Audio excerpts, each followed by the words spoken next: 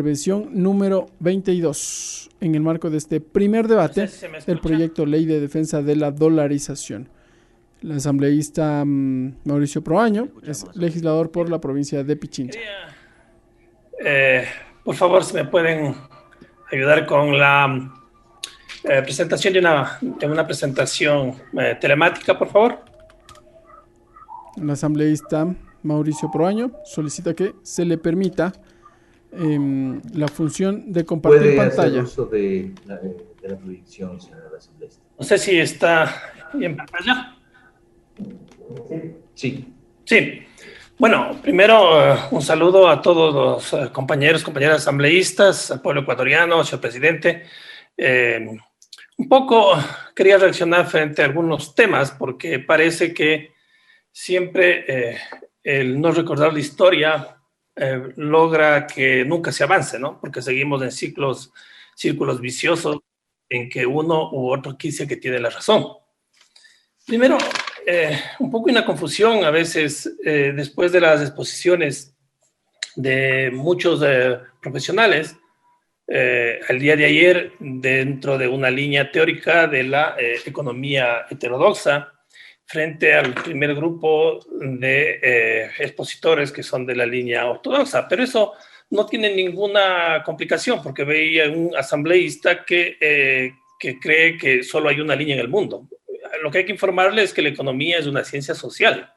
No es una ciencia exacta como las matemáticas, como la física. Ahí tenemos leyes donde la gravedad y lo demás funciona. En esta discusión mundial es de estos dos parámetros quienes creen en una economía ortodoxa, la que es netamente capitalista, que primero es el capital, y la otra corriente heterodoxa que indica que la sociedad es lo principal.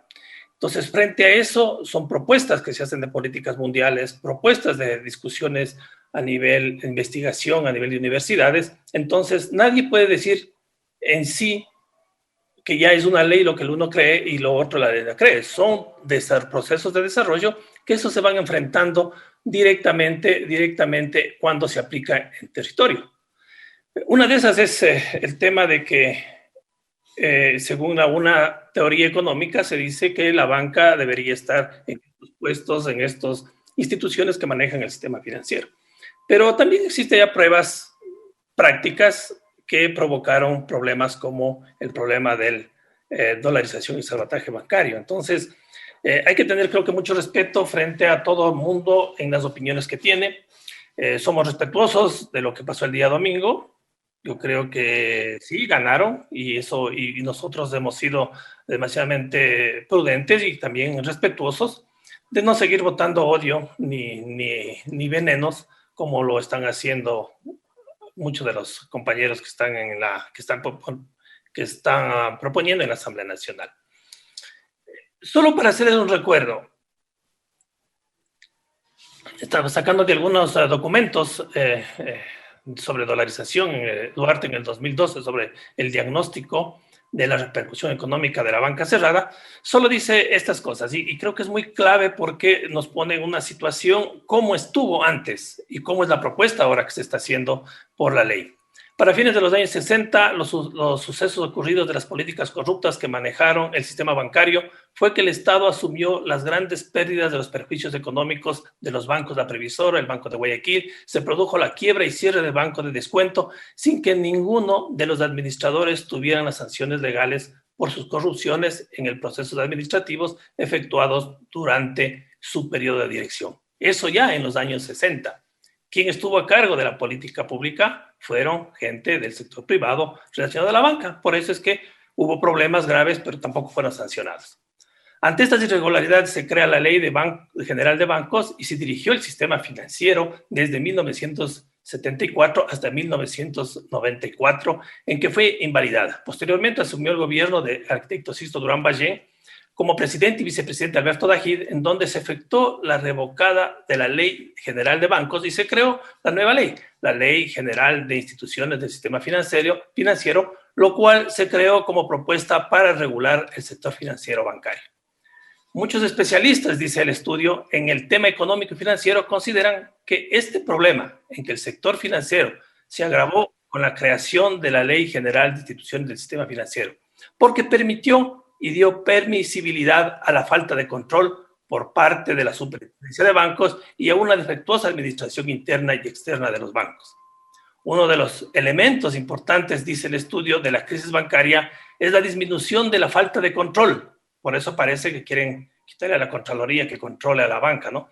De parte de la Superintendencia de Bancos, para la autorización de créditos que se dieron a muchas sociedades fantasmas que resultaron ser de pertenencia de los mismos banqueros o de sus familiares, perjudicando a miles de cuenta ahorristas que confiaron su dinero y capitales a la banca.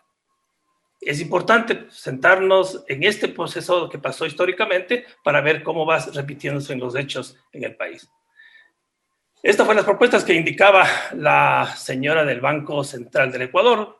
Hablaba que la Junta Monetaria, ahora ya no, ellos mismos quieren hacer la formulación de la política en el ámbito monetario y la Junta Política de Regulación Financiera, la responsable de la formación de política de regulación. Eso es lo que se decía. Y se habla claramente de que se necesita que exista una autonomía, no tanto técnica, autonomía financiera y autonomía funcional. La pregunta que siempre se sugiere es por qué se les retiró al banco estas autonomías. Bueno, porque, como les conté anteriormente, es lo que pasaba en el país. O sea, una autonomía que lo que hizo también es mucho daño al país en la parte económica, y por eso es que se retira esta parte de autonomía. Ahora veamos en la ley. El artículo 8 dice: sustitúyese el artículo 3 del libro 1 del Código Orgánico Monetario y Financiero por el siguiente. Y uno puede ver claramente aquí, antes de la conformación de lo que es la Junta de Política y Regulación Monetaria y Financiera, había, según lo que dice la Constitución del 98, en el artículo 5 del Banco Central del Ecuador, como una persona jurídica de derecho público con autonomía técnica y financiera, cuyas funciones eran establecer, controlar y aplicar las políticas monetarias, financieras, crediticias y cambiarias del Estado, con el objetivo de velar por la estabilidad monetaria. Entonces, antes del 2000, del periodo del gobierno de Revolución Ciudadana, el Banco Central tenía esta autonomía. Pero debido a la crisis y que no funcionó, que no solucionó el problema y se produjo la crisis, se conforma ahora, dice no. Entonces vamos un poco a diversificar esta composición de las juntas, y en este caso tiene que tener, como hemos revisado en el banco en Chile, en Uruguay, tiene que tener el ministro titular dentro de esa junta y tiene que tener la política pública, debe estar en esto que se tomen decisiones sobre el tema del sistema financiero y la economía en general.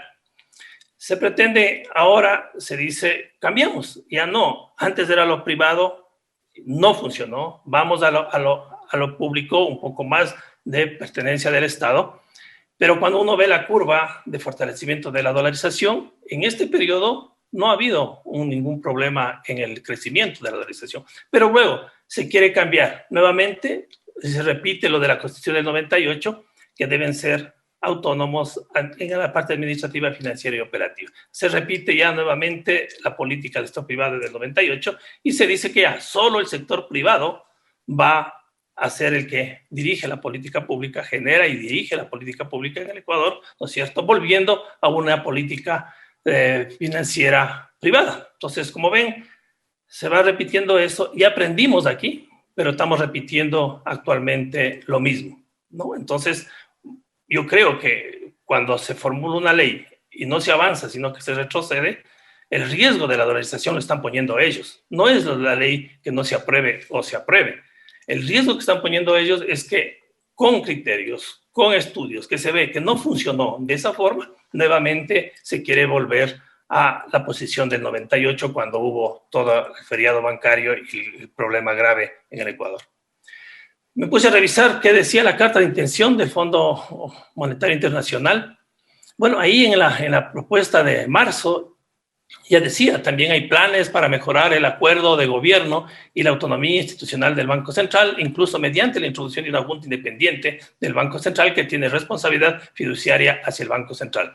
La junta asumirá las responsabilidades de la Junta Monetaria existente, compuesta por representantes ministeriales y un delegado en representación del presidente. La autonomía financiera y autonomía personal del Banco Central, es decir, los criterios y procedimientos para el nombramiento y destitución de los miembros de la Junta. Como se lee en la carta, existen planes. O sea, el Banco Mundial recibió una propuesta del país sobre eso. Y dice que existen planes. No es una posición directamente del Fondo Monetario, sino que se propuso desde el país para poder firmar la carta de intención.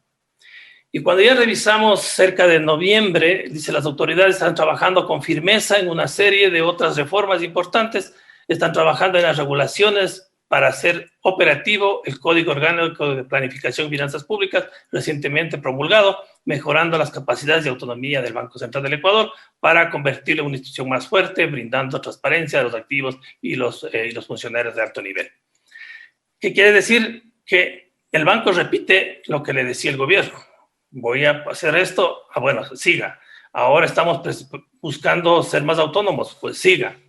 Porque cuando uno revisa la política que tiene el Banco Mundial frente al tema de bancos centrales, en este documento que está vigente, documento complementario del Código de Buenas Prácticas de Transparencia en las Políticas Monetarias y Financieras, en la parte 2, habla de buenas prácticas de transparencia en la política monetaria de los bancos centrales.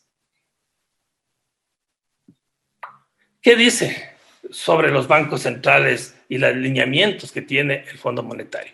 Deben definirse claramente las funciones del agente del gobierno que desempeña el Banco Central. Explicaciones y fundamentos, y hace muy claramente lo que tiene línea política el Fondo Monetario Internacional.